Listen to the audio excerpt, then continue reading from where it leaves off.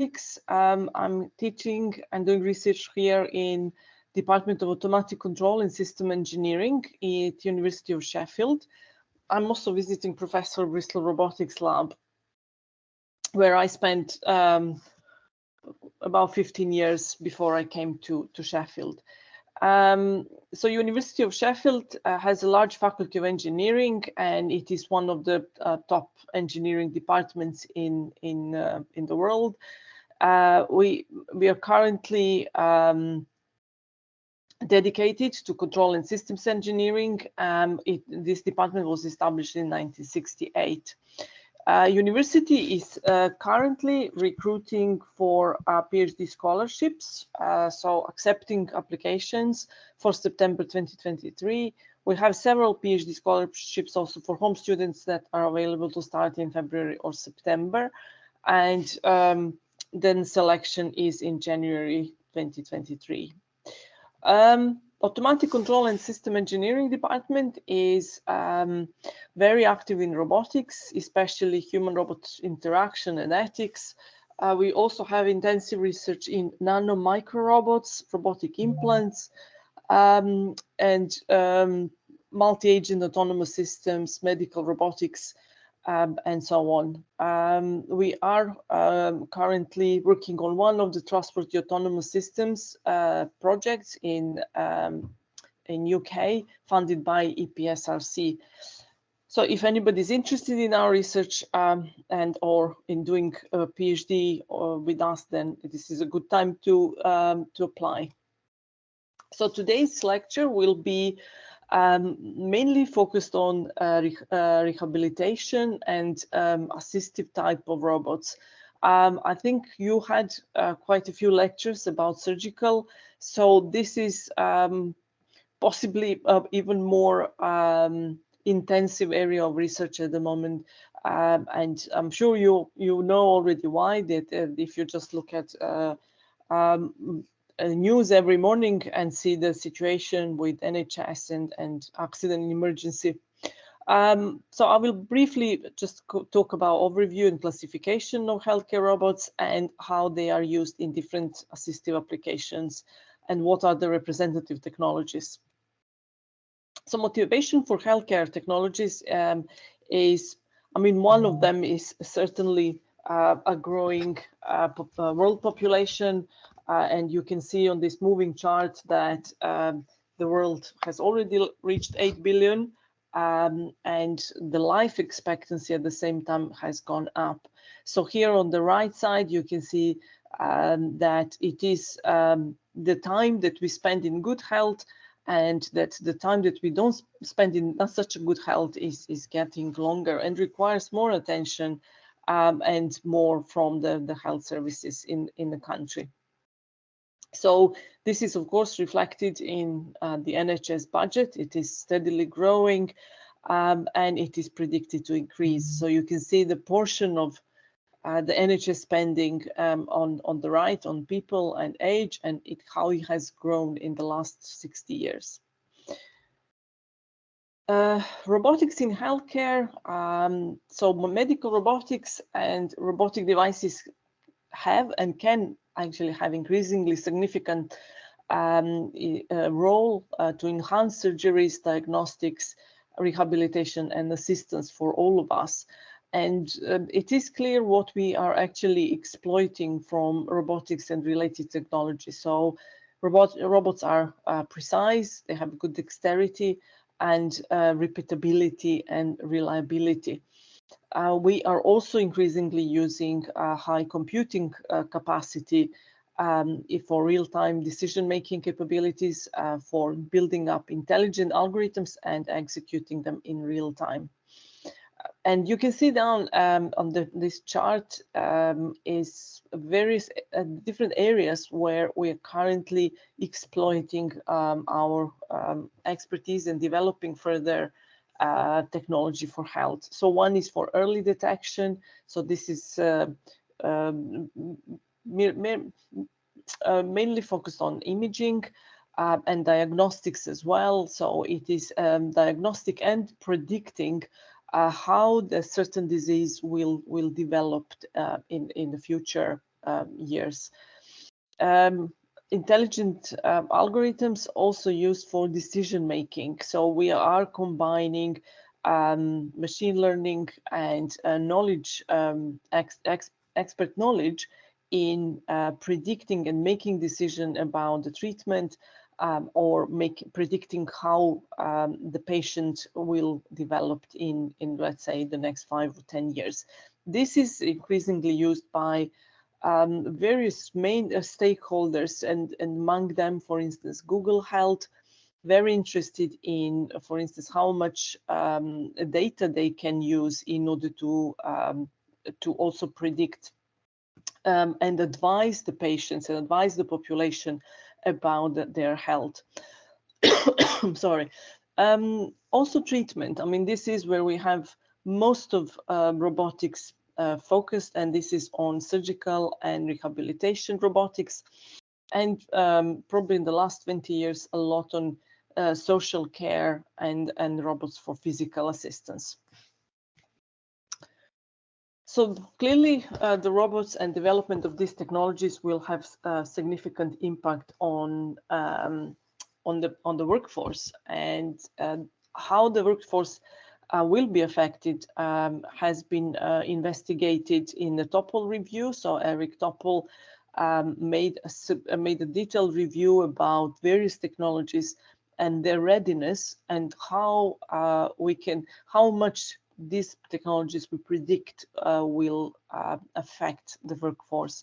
So you can see from the top the ones that are already deployed, so like telemedicine and smartphone apps that have been widely used, sensors and wearables as well, so especially use of Fitbits, but then the technologies that are probably on a little bit longer scale, like speech recognition, natural language processes, VR and AR, and automated using automation through by deploying AI.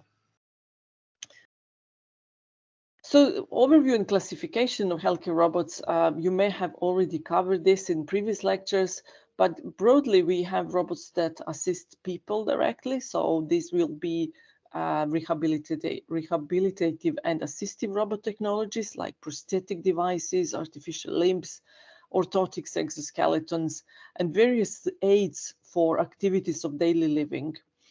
There a very intensive area of research are interfaces, especially for disabled people who are not able to control their limbs, are different interfaces, probably the most intensive in the brain machine.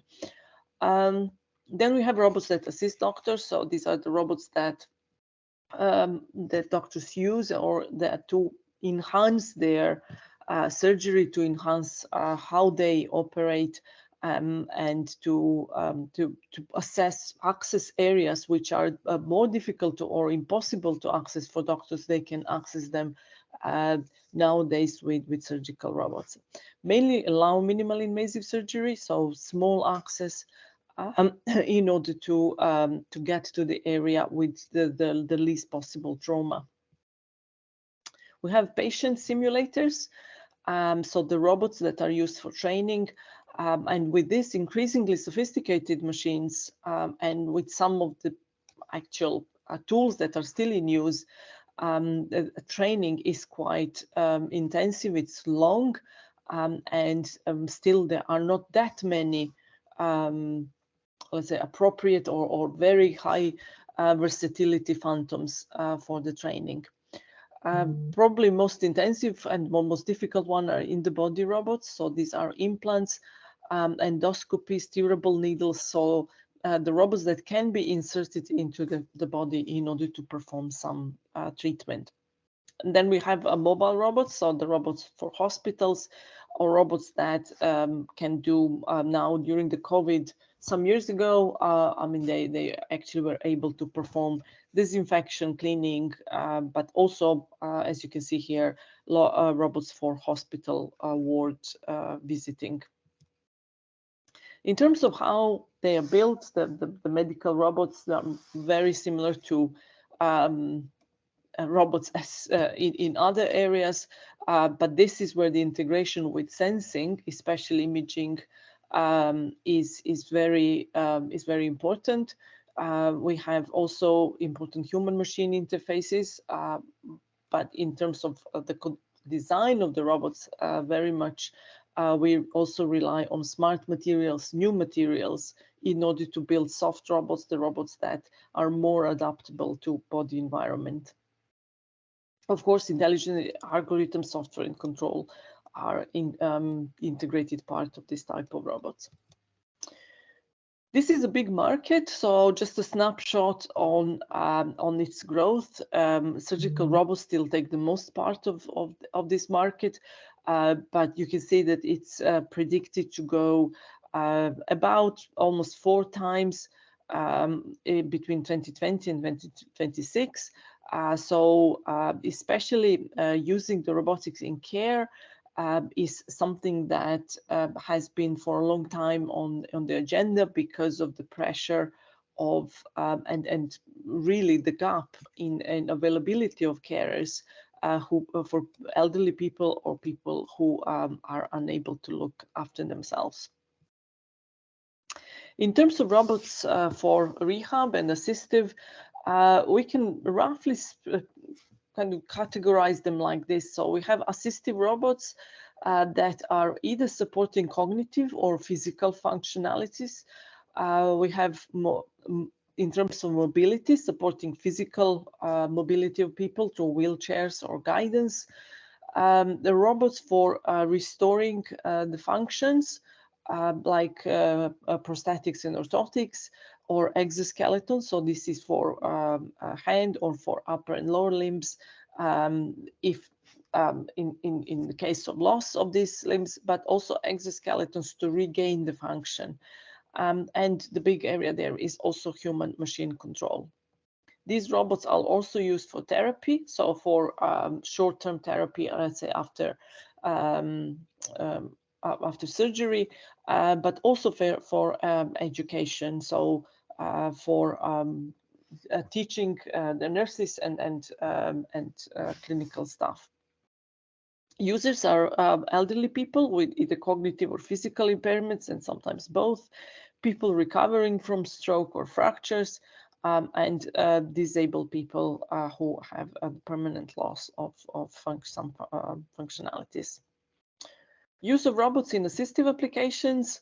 In the overview, we have smart homes. So we have homes which are where we have installed sensors that can monitor the activities of daily living, monitor elderly people or people that require, or people with dementia that require continuous support. We can say that driverless cars are the robots, so there are also research about understanding how elderly people will interact with autonomous cars. We have robot companions, mobility assistants, so assistants for transferring wheelchairs or for rehabilitation training. So when we look at the interface between the robots and people for this particular activities, so we're looking at facial and gesture recognition, voice recognition or natural language processing, motion control in both for mobile but also for fixed robots, and also force and tactile sensing, perception or interaction of the robot with the humans or the environment. We also need reaction-based control, or we need the control that can react in real time in order to maintain safety in this particular interaction. Intelligent personal robots for elderly. So these are elderly people who are not capable of active daily life or activities of daily life.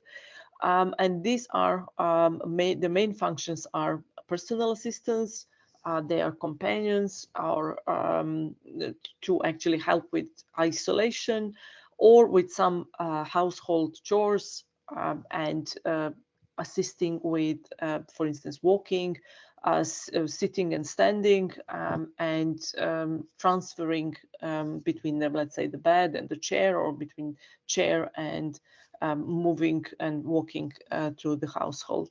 Here on the left, I have added a scoping review, relatively recent, about robotic assistance for personal care. So if you have time and you're interested, you can get more details there. Personal care robots are mainly chatbots or robots for cognitive and emotional support. They also are used as reminders, so reminder to take medicine, reminder of appointments, and generally these robots are mostly kind of tabletop robots, or robots that don't have, some of them are more for emotional support, like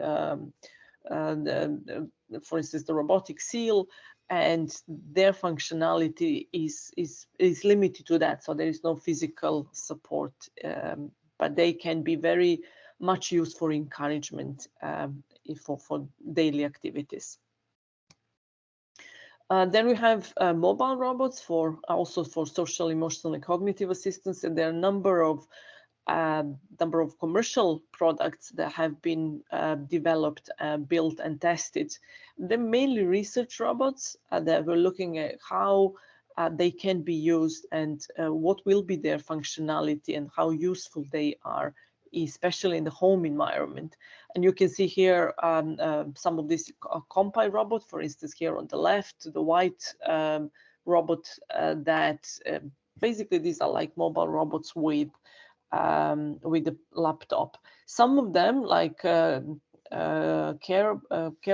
which is one in the middle of the top, also has a robotic arm attached. So their purpose also is to bring fetch objects inside the house and bring them to the user in a kind of house-made assistive idea.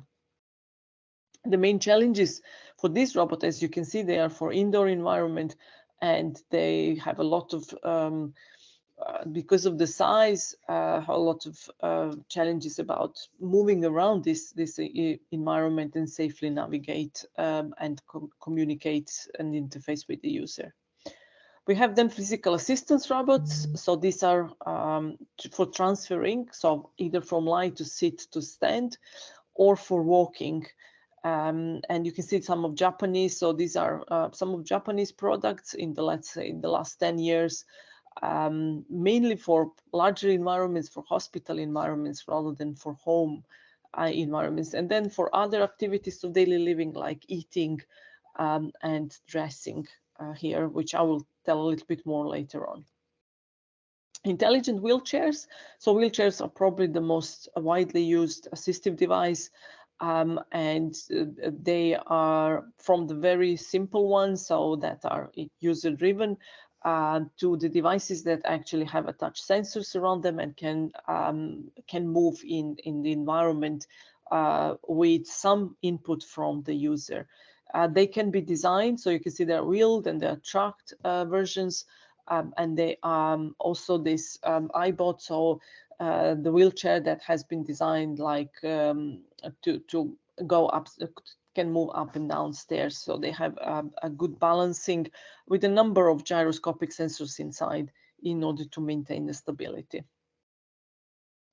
Significant developments in this area are automated navigation. So moving from, let's say, autonomously from point A to point B in a dynamic environment, and also input modalities. So how the user interacts with this autonomous or semi-autonomous mobile robot through gestures, voice command, joystick, or in some cases with severely disabled people with this sip and puff control devices, in case they cannot move, they're quadriplegics and they can't move the whole body. Research challenges are in understanding human intention, adapting to human in the loop, and also allowing more sophisticated interfaces between between the user and the mobile robot. The price of this, of course, is one of the technology challenges, is to make them more widely available. Some wheelchairs have mounted robotic arm. So here you can see a Manus system, which is almost like a collaborative robot. So it has some of control modes that can do, let's say, automatically or autonomously, but also has a low-level controllers in order to control the position, precise position in respect to the user. So this kind of collaborative control is ideal. So the user has a joystick or some kind of touchpad, but then the robot can get to the points, some of the points automatically without the teleoperation or a more demand from the user side. Research challenges are in all of these devices, whether this is a wheelchair or it's an exoskeleton or it's a prosthetic limb, is the human-machine interface for system control. So these input modalities is provide access to users, and they can be brain-machine interfaces, so they can be non-invasive with EEG, or they can be invasive if there is a actual electrodes that have been inserted into the human brain. It could be some much less invasive, like gesture recognition, voice command, and vision-based interaction, sip and puff devices, as I said, or just a movement eye tracking to control some of this. So here you have an example of using EEG and extracting features from the signals, classifying the signals, and then inserting them into the motor PI controller to provide the accurate motion of the exoskeleton. We also use muscle information or muscle input is in EMG and the force myography. So the force myography is here, you can see on the left down with this spider diagram, is where we try to collect the changes in the muscle action of, in this case, of the forearm, in order to control the exoskeleton. So here on this picture you can see not so clearly, but this is a master student, and she's using the exoskeleton here that was designed and built in the lab to an EMG signal to control and complete the motion of just two fingers. EMG signals are again, the area of research is to pattern recognition and feature extraction in order to extract the basically biomarker that can then provide the control signal to the external device. Prostheses are certainly have been a big area of development, and you can see some of the passive ones. So the passive limb, so lower limb, the hand prosthesis and hand forearm. So this on the right is actually from the Open Bionics. So this was a spin-out company in Bristol that 3D prints the prosthesis for children in different, let's say, with different characters. Types of prosthesis control. So we have passive, there's no control, so they just physically replace the limb. There are, of course, the different motivations. So one motivation, of course, is aesthetic. The other one is functionality. We have a cable body-powered prosthesis, myoelectric hand, and we have the kind of the most recent ones, the robotic hands that use more sophisticated control and design. For myoelectric hand, we have that electrodes pick up very small signal of electricity that is produced by contractions in the muscles. This is then amplified and used to activate the motor in the prosthesis. And these prostheses were usually relatively simple opening and closing, and the signal from the muscles could be like a binary signal, so open and close, or could be signal which is much more sophisticated, that can actually provide a more much finer control of the limb, or in this case of the hand. So they are usually, in this simple case, 2 electrodes for extensor and flexor muscles for opening and closing of the hand. So here, robotic prosthesis again can interface with the muscle or nerves, and this detection is then decoded and transferred into the control system that controls the hand. There is also, if we have a closed loop and we are able to actually, the prosthetic hand can have sensors there, then we have a closed loop that can be then sent directly back to the user as an interfacing signal. Again, there is a nice document here, which is also review control of prosthetic hands via the peripheral nervous system, and you can see just an overview of all the systems that have been developed and their classifications in the last let's say 10-15 years that they have been developed.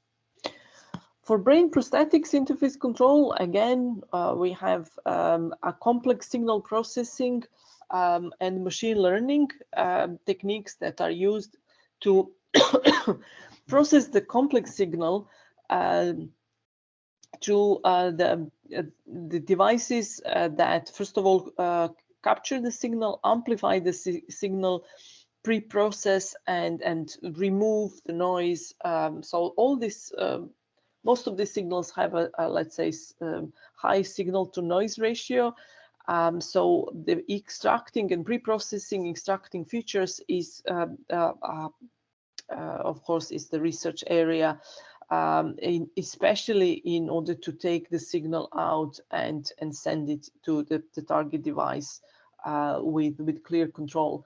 So some attempts have been made in order for the user, so with deep, let's say with deep stimulation electrodes, when they are inserted in the particular places inside the brain, is using a visual stimulation and then collecting the signals from these electrodes and processing in order to, for instance, do even very simple things like grasping, like having a grasp on an object. Most of these have using one-dimensional control, so multi-dimensional control still is quite significant challenge. So apart from prosthetics or replacement of limbs, we have a lot of developments around arm exoskeletons, especially for stroke recovery and rehabilitation. So the exercise there is essential, and it can close this feedback loop of brain intention and limb movement that has been lost during, let's say, during stroke accident. So you can see here a multi-degree of freedom exoskeleton that can actuate from shoulder down to the wrist, to the elbow in this case. Some of these exoskeletons were developed in a kind of more softer way. So this one is also using an EMG to estimate and to detect intention of the user in order to activate, again, to activate the motor control. Functional electrical stimulation, and this is another, let's say, another method to stimulate muscles. It is traditionally used in rehabilitation of the patients, and if you ever venture into the rehabilitation and robotics, you will for sure come across functional electrical stimulation. So these are the systems that actually stimulate the muscles. So they so the electrodes are placed on the muscles and with low currents stimulate their activity. So we've had a project looking at actually using functional electrical stimulation and then exoskeleton in order to create a closed loop control, so that if we stimulate the muscle, we can, so we use iterative linear controller there, and in order we use the exoskeleton in order to detect the actual position of the hand when we provide the stimulation to a functional electrical stimulation. The problem with functional electrical stimulation is that requires stable control, but the problem is that muscles are nonlinear, and with a spastic hand, which is characteristic for stroke, that requires quite a high current in order to stimulate the muscles, and they fatigue rapidly. So very challenging to actually implement for hand. There are rehabilitation devices, so you can see here Locomat. So this is a rehab device that has been in use for many years, that was developed in Switzerland.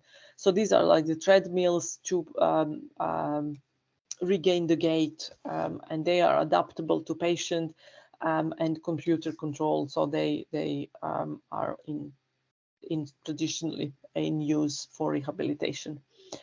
Exoskeletons have been developed for many different purposes, so not just for rehabilitation. They are also developed for augmentation, so like on the left for military. There have been some actually also not just the exoskeleton for arm or leg, but for the whole body. So this is the whole body exosuit that was developed in Japan. So exoskeletons are used to augment the strength of the workers, for instance, especially during, let's say, high physically demanding jobs like lifting and carrying. We have the tracking devices. So these are the exoskeletons in the sense that they are placed on the body, but they are not providing the force, but they are tracking the movement of the user. They are also often used in rehabilitation in the sense of tracking the gait and understanding the gait or the motion of the hand of people during rehabilitation, or even when they are taking some therapy, in understanding how the therapy actually affects their movement. For instance, in the Parkinson disease. So this is an example of exoskeleton that has been developed by Festo. Trying to reduce it. Okay, you don't need it on this music. So this is pneumatically actuated a Festo exoskeleton, and it is intended for independent living for elderly, or that they can be used for rehabilitation. So they have a precise control. They have sensors there for precise position of the hand, and they can extend the scope of the motion and allow the movement of the hand in adjust to different objects, let's say. So here you can see for rehabilitation, so that the exoskeleton can support movement of the hand in rehabilitation, but can also use for teleoperation. So here you can see it can be used in teleoperation of the robotic arm and hand in, let's say, in hazardous environment, and can map the motion of the hand directly to the robotic hand. In medical therapy, this is again, you're looking here at what I said. So you have a brain-machine interface where the brain signal can be picked up, and then the action is sent to the robotic hand.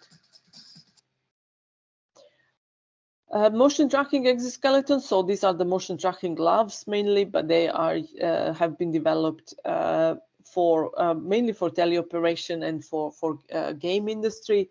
So they have a different ways, different methodology, how they are. So they are purely mechanical, or like in case of VR Manus, now the new version is haptics gloves. They have small inertial measurement units that track the position of the hand.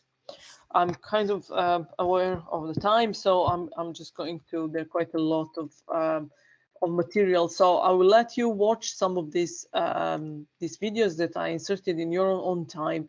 But we'll just move on to the next topic.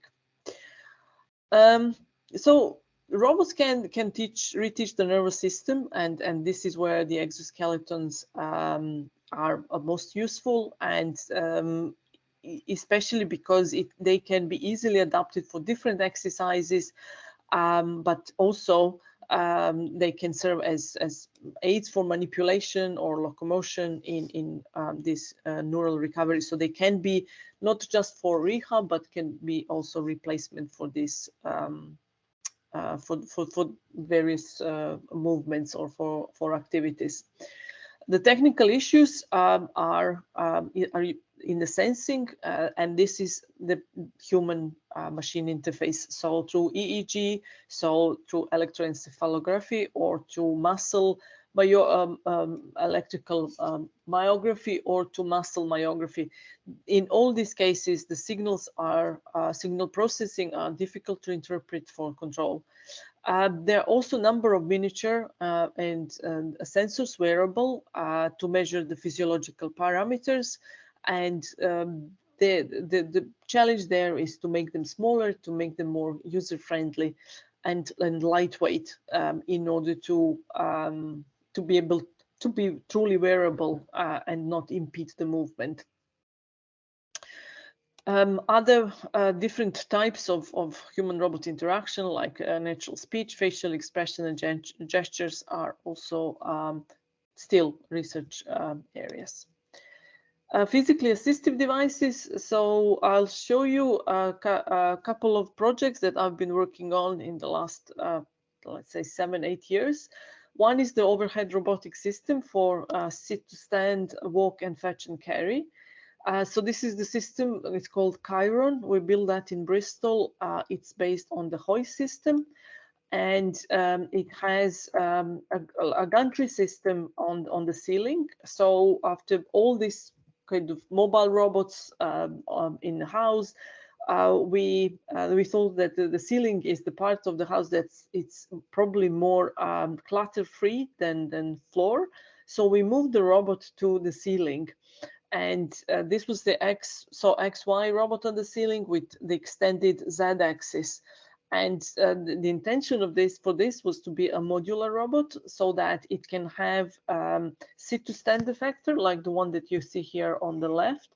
And it can have a gripper, or have fetch and carry end effector. So to gripping objects, for instance, a tray with cups, and bring it to the person who is, let's say, chair bound. So here you can see the system tested in the lab. So this is with the connection of Google Dot with... Hey Google, help me to stand. Okay, where are you at the moment? Hey Google, I'm on the bed. Okay, I'm sending Chiron to you now. Be careful as it moves. You can adjust the hand grips so they're in a comfortable position. So the hand grips have load cells inside, so they can, but they're moving them. Hey Google, the robot I want to adjust. Position. Sorry, I can't help with that yet. Hey Google, I want to adjust the position.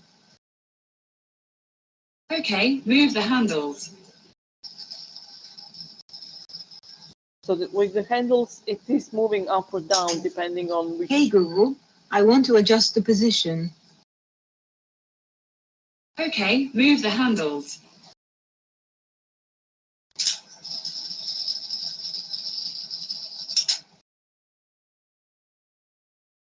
Hey Google, I'm in a comfortable position. Okay, let me know when you're ready to stand, and I'll count you down. Right. Hey so, Google, I'm ready to stand. Okay, ready, steady, stand.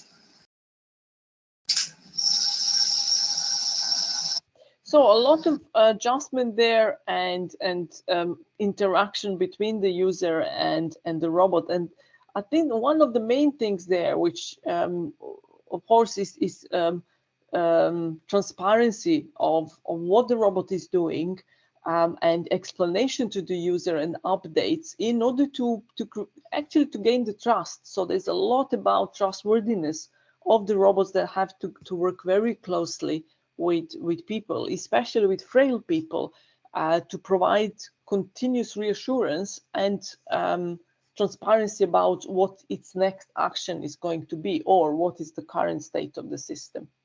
So the next case study I'll just briefly look through is dressing. So this is one of the activities which actually of daily living which doesn't have the assistive technology available, and you can see that the number of carers required is quite intensive there on the graph, and that the assistive technology for dressing is almost non-existent.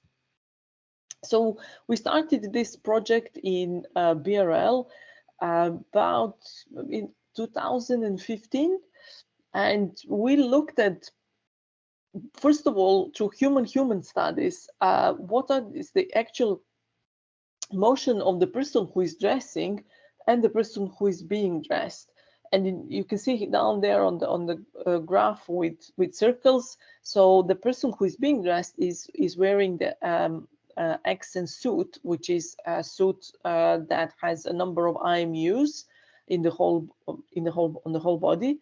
And while the person who is dressing is also, and this is also in the vehicle lab. So the person who is dressing also, we can track his hands, and we ask him to communicate with them also through the speech. So to see how much of interaction, speech interaction, can be used in order to support this dressing activity.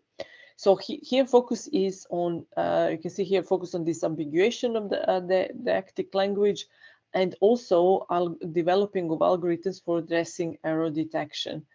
We looked also on the forces there, which I think you can't see there, but actually there is also a load cell that he has to measure how much force is required to pull the jacket over his hand, his arm.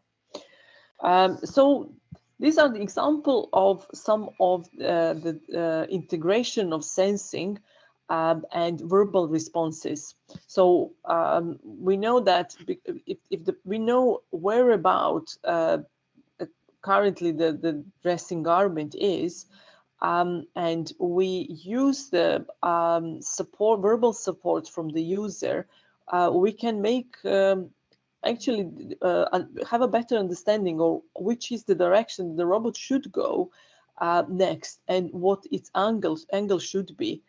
So we can create trajectory from this interaction, human-robot interaction, and from understanding about the robot position. So we build this, the whole system through machine learning, and to understand and combine the sensors to actually create all these identifiers for the robot, about what it should be doing. We also use Kinect for user posture recognition and image-guided robot control. Kinect is simply, so here you can see two Barrett robots. So this is with our collaborators in Barcelona. So the two Barrett robots are actually tracking now the position of the arms that has been detected by Kinect robot.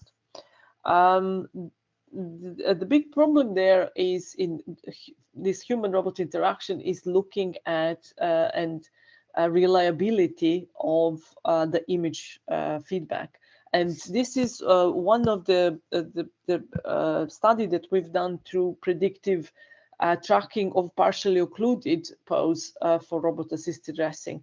And we are exploring, so several researchers working on dressing have been explored this same problem. So here we show how the elbow is, when it is lost through, when the arm goes into the sleeve, can be predicted from other tracking markers. So we track other parts of the body and we build up from these positions, we predict where the elbow is in order to control the robot in the right trajectory. So here you can see this through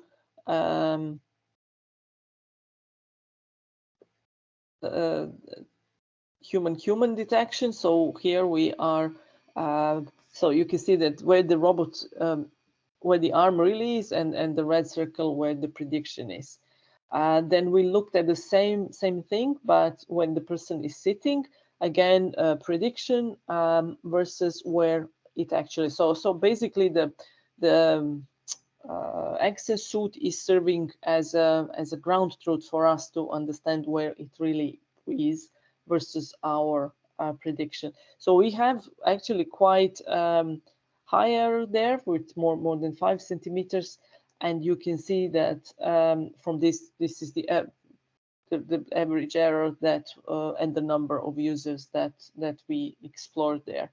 The model was also used with the Kinect camera. So we use Kinect tracking and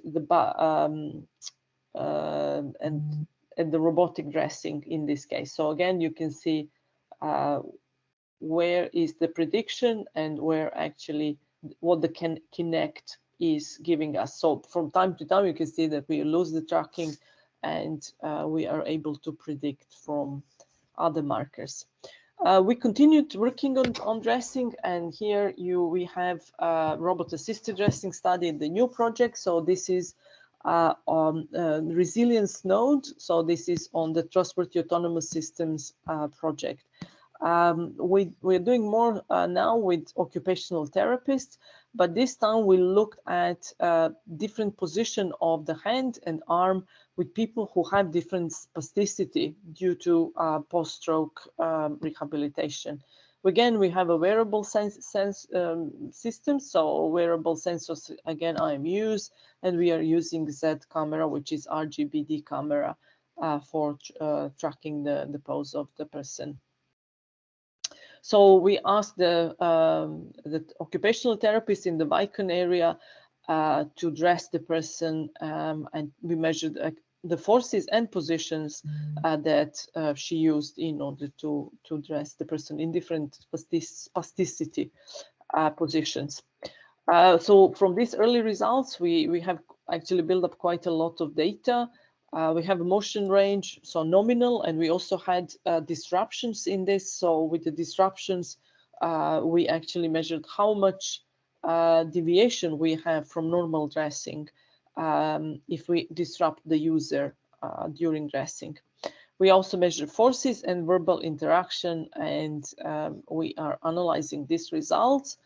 So for instance, here in human-human trials, we're able to detect, especially we can detect from the force profile in which position or around which position currently the dressing was or the garment was being passed by. So this was area around the elbow where we actually measure higher forces and torques. So from this combination, or again, of the force and position, we are able to provide then to build up and design a controller that can safely pass around the human arm.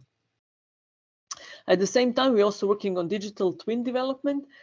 So where we can move between simulation and live operation and monitoring, and from the system that was built, digital twin for manufacturing, we already had these generalized primitives like robots and humans and tasks, so all was developed in ROS, and we moved this into a kind of human environment. So you can see home environment on the right side, where we have a patient, occupational therapist, or the robot now replacing occupational therapists. So we have fed the data that we collected from the actual studies into the digital twin scenario in order to design the robotic system and the controller with these robot trajectories that we had from human-human trials. And this is the end. So there is more and more mechatronics and robotics with combination of artificial intelligence to design these complex systems that, especially in case of physical support, lots of challenges around not just this, but also smart design. Soft robotics here can play a great role, especially around the soft end effectors or simply the actuators that can be placed very close to humans. We have to keep in mind that complexity versus affordability of these systems, and the fact that they should not replace carers, they should actually support carers. So there is more interest in autonomy, but with safety, that autonomy has to be working with in order to be acceptable for the human environment. And this is all. Thank you very much for your time.